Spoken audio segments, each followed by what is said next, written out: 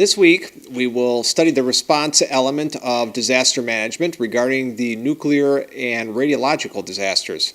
Aside from first responders, many non-governmental and faith-based organizations respond to the needs of disaster victims.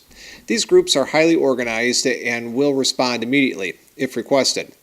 Overcoming the typical challenges of communication and organization of disaster recovery centers will also be discussed.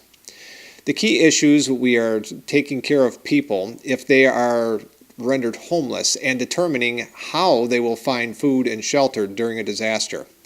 We will look at the implementation of the Emergency Operations Plan and how it is utilized in a disaster radiological event. Further discussions will include the health threats from pandemic influenza, the health threats associated with pandemics, and the immediate actions for dealing with the recovery challenges from these events.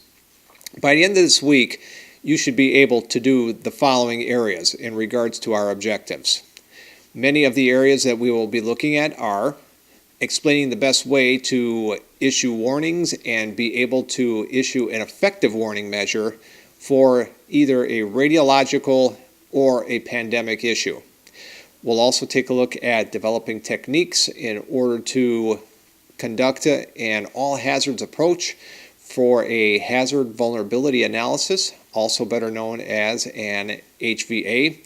We'll also implement the community's emergency operations plan concerning disaster recovery from pandemics as well as radiological events.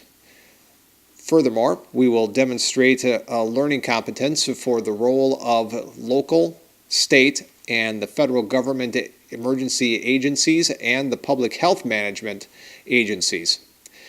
Explanation for potential injuries in disasters and the type of medical assistance they will require will also be part of our weekly discussions.